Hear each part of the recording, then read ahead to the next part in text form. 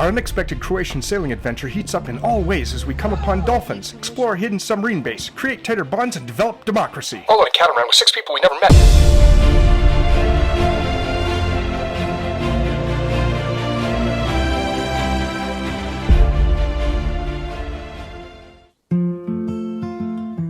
If you can see me right now, then the camera's doing much better than you expect, because it's well earlier than when the birds are waking up.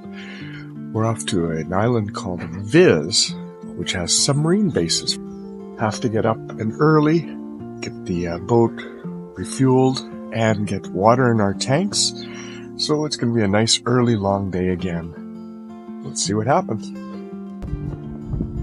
You know the phrase, everybody's equal, but some are more equal than others? Well, there's another one. There's democracy on a boat, but it all matters who's on helm. I did not know how prophetic that phrase would become. The backstory is that the crew discussed going to Scroton Community Dock and filling up on water for free. Skipper, not skipper, disagreed and wanted to go to the paid marina, pay for a slip for 1 hour and pay for water. He was the only one that voiced that opinion. Heck, I said I'd make a charitable donation if that was an issue. Oddly, when underway, the rest of us thought that we were going to the community dock, and then the boat turned sharply into the marina.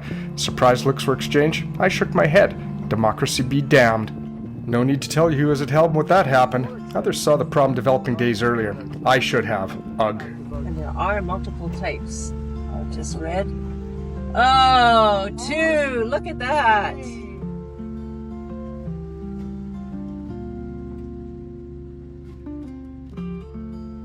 Yeah!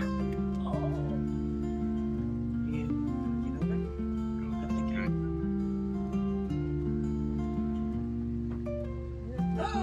Oh, they're coming back towards us. So this will be the first sailboat that we've actually been on that has a self-tacking head sail. So the head sail is the sail in front, the head of the ship, I guess.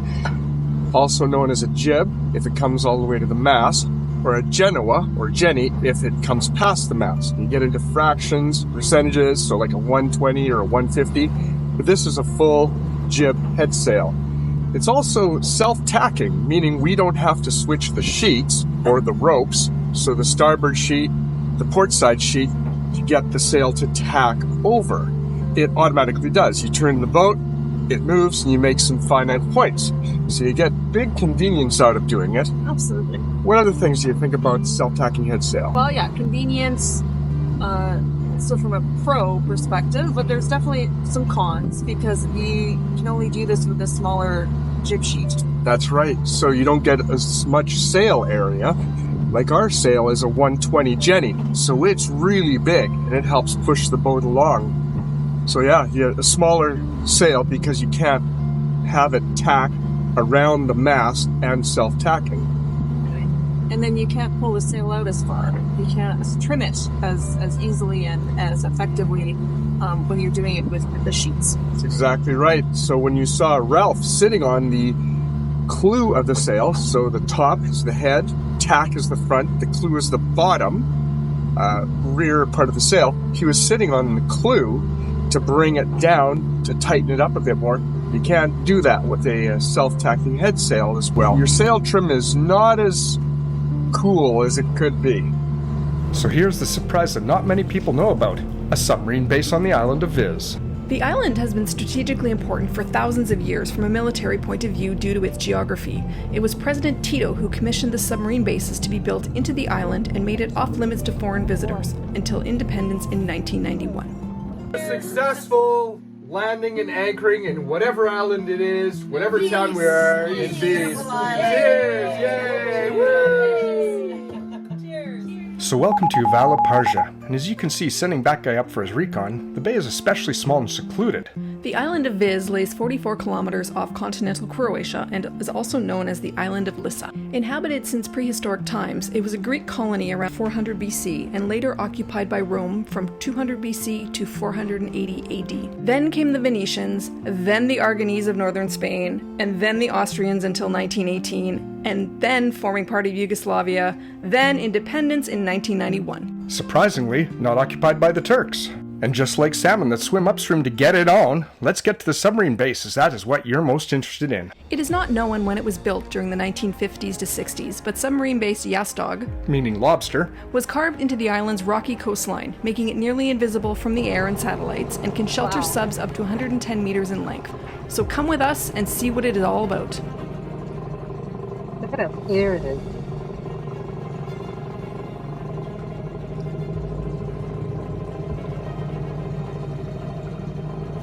It's much bigger on the inside than it is the outside.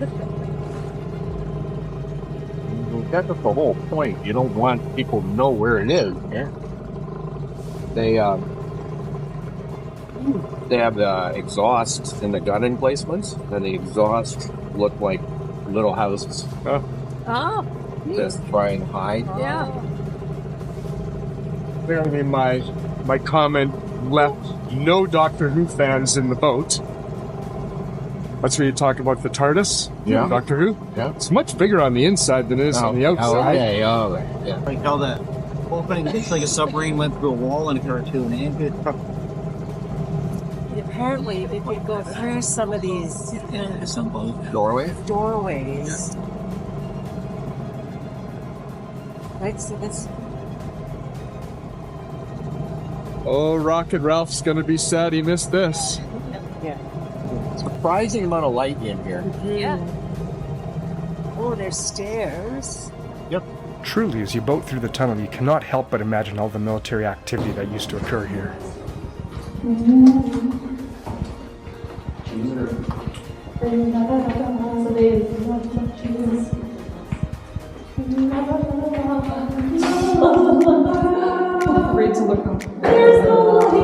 There's the light. Yay! You can see the light at the end of the tunnel. The walk through the first tunnel was easily 5 to 6 minutes, and luckily Mark was smart enough to bring a flashlight. He's such a good non-assumed gender scout. And there goes our California viewers. Again, address all complaints directly to Liam. Continuing on, we climbed out of the submarine base and made our way up the hillside to find some of the abandoned buildings, which were previously disguised as farmhouses. So Jennifer, give us the lowdown. Where are we today? Today we are at a decommissioned submarine pen located on the island of Vis, just adjacent to the rocket ship. I think that's how we pronounce it. This was last used, my understanding is, in the 1991-95 war, but it is best known for Tito, when he was Supreme Commander and President of Yugoslavia. He had submarine pens like this all around the island and in some of the other outlying islands of Croatia as well.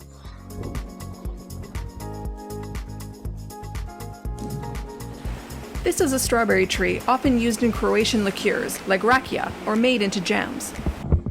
Now it makes a great cell phone tower.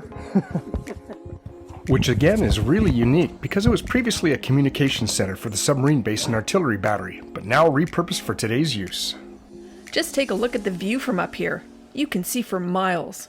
This earth-covered archway was just big enough to drive in a large cargo truck, which would then help to resupply the base. Sadly, 2 doors that were locked, so speculate away what was behind it, other than a warren of tunnels leading to the Ark of the Covenant.